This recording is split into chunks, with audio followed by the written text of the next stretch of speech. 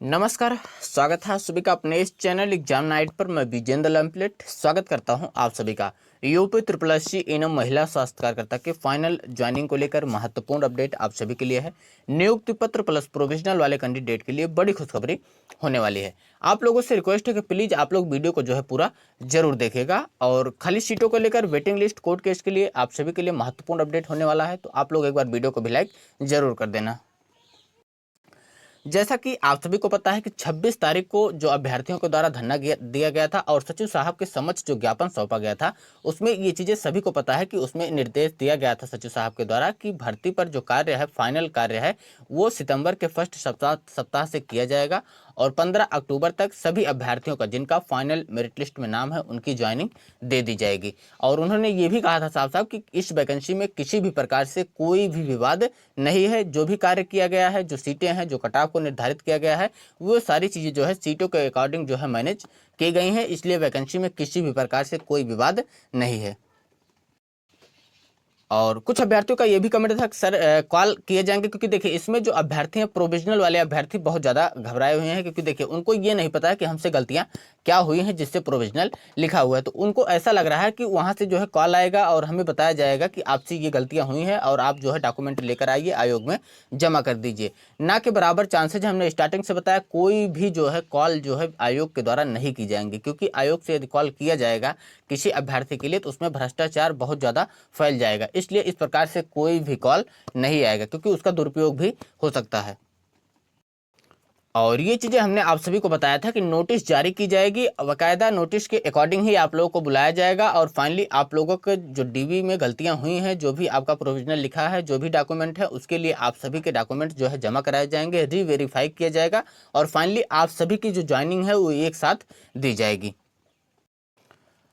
और court case को लेकर हमने चीज़ें आपसे अभी से स्पष्ट ये भी किया था कि कोर्ट केस को लेकर जो भी चीज़ें की गई हैं जिन अभ्यर्थियों के द्वारा, हमने 2 कोर्ट केस आपको दिखाया था, 2 रेट दिखाई थी, अभी तक उस पर कोई सुनवाई नहीं हुई है, ना कोई ऑर्डर नंबर है, ना कोई ऑर्डर डेट दिया गया है। तो आप लोगों को बिल्कुल नहीं परेशान होना है कि आपकी भर्ती में किसी भी प्रकार से फाइनल मेरिट लिस्ट में संशोधन होगा। जिन भी कैंडिडेट का फाइनल मेरिट लिस्ट में नाम है, फाइनली उनका 100% श्योरिटी के साथ उनका चयन होगा। बाकी जो सीटें बची हुई हैं, प्लस जिन कैंडिडेट को ऐसा लग रहा है कि हमारा सिलेक्शन होना चाहिए और किसी कारणवश हमारा सिलेक्शन नहीं हो पाया है, आयोग से कुछ गलतियां हुई हैं जिससे हमारा सिलेक्शन नहीं हो पाया है, उन्होंने जो याचिका दायर की है उसके आधार पर कोर्ट में जो है विभाग के द्वारा भी अपने पक्ष रखे जाएंगे, आयोग के द्वारा भी अपने पक्ष रखे जाएंगे, क्योंकि आयोग ने जो भी आपकी मेरिट लिस्ट जारी किया है उसमें जो भी चीज़ें थी, जो भी मानक रखा गया था, उसके अकॉर्डिंग ही आपकी फाइनल मेरिट लिस्ट तैयार की गई है। अगर आयोग को कुछ लगता है कि नहीं ये इस प्रकार से हमने जो भी चीज़ें स्पष्ट की है वही चीज़ें जो है वो कोर्ट में भी रखेगा, फाइनली जो है जो कोर्ट केस हुआ है वो खारिज भी हो सकता है। प्लस यदि जो कैंडिडेट जिन्होंने याची बने हुए हैं, जो याचिकर्ता हैं, यदि उनके द्वारा कुछ तथ्य रखे जाते हैं, विभाग को लगता है, आयोग को लगता है कि नहीं इनका भी चयन होना चाहिए था, तो उस कंडीशंस में जो है इनका चयन खाली सीटों पर या फिर जो सीटें रिक्त आती हैं, जो भी सर्वे कराया जाता है उसमें जो रिक्त सीटें होती हैं उन पर उनका चयन किया जाएगा। तो फाइनल मेरिट लिस्ट में जिनका फाइनली नाम दिया गया है उनको किसी भी प्रकार से कोई टेंशन नहीं लेना है। प्लस ये भी टेंशन नहीं लेना है कि जो है हमारी वैकेंसी पर हमारे फाइनल ज्वाइनिंग को लेकर अब थोड़ा डिले हो सकता है। कोई भी डिले नहीं होगा किसी भी प्रकार से। आपकी जो प्रक्रिया थी उसी जो है रफ्तार से आगे बढ़ाई जाएगी और आपकी जो है ज्वाइनिंग दी जाएगी, क्योंकि आप सभी को पता है कि आपकी फाइनल ज्वाइनिंग नहीं हो पाई है, जिससे आप लोग देख पाएंगे कि जो पेट, क्योंकि पेट के आधार पर पहली फिल की जाने वाली यही वैकेंसी है, 100 दिन की कार्य योजना में भी सम्मिलित है। और अक्टूबर में आप सभी को पता है 15 अक्टूबर तक आप सभी की ज्वाइनिंग को लेकर आयोग के सचिव के द्वारा बताया गया था 15 अक्टूबर तक आप सभी की ज्वाइनिंग दी जाएगी। 18 तारीख को जो है पेट का एग्जाम रखा गया था, लेकिन पेट के आधार पर फिल की जाने वाली ये पहली वैकेंसी है। अभी तक एक भी वैकेंसी पेट के आधार पर जो है फाइनली कंप्लीट नहीं की गई है, इसलिए आप लोग देख पाएंगे कि जो पेट की डेट है वो भी आगे बढ़ा दी गई है। सॉरी, पहले जो पेट का तिथि था वो आपका 18 सितंबर था, लेकिन अब आप देख पाएंगे बढ़ाकर उसको अक्टूबर में रखा गया है। तो आप लोग देख सकते हैं कि आपके जो फाइनल मेरिट लिस्ट और ज्वाइनिंग ना होने की वजह से पेट की वैकेंसी पर भी आप लोग देख सकते हैं कि पेट की परीक्षा पर भी थोड़ा डिले आपको देखने को मिल सकता है। फाइनली विभाग का, आयोग का, प्रशासन का, सबका यही है कि एक वैकेंसी एटलीस्ट कम से कम जो है पेट से पहले एनएम की वैकेंसी पूर्णतः कंप्लीट करके अभ्यर्थियों को ज्वाइनिंग दे दी जाए।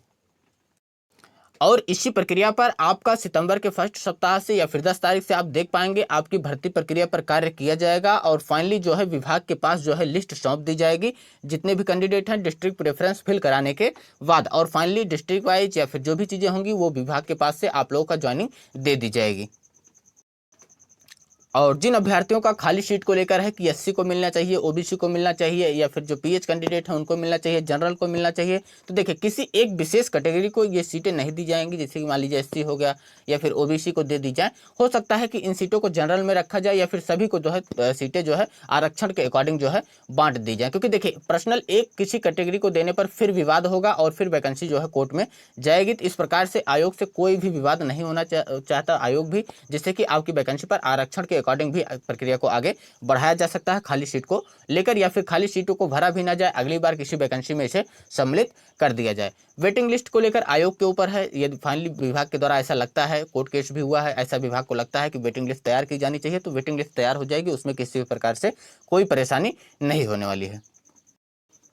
और फाइनली आशा करते हैं कि आप लोग समझ पाए होंगे कि आगे की प्रक्रिया क्या होने वाली है। तो आप लोग एक बार वीडियो को भी लाइक जरूर कर देना, चैनल पर पहली बार आए हैं तो सब्सक्राइब कर देना आगे की किसी भी अपडेट के लिए। और आप लोग का कोई भी डाउट हो कमेंट आप लोग जरूर कीजिएगा, क्योंकि कमेंट से एक दूसरे आप लोग जो है रिलेट कर पाते हैं कमेंट में, जिससे सारी चीज़ें जो है कन्फर्म हो जाती हैं। तो आज के लिए इतना ही, धन्यवाद।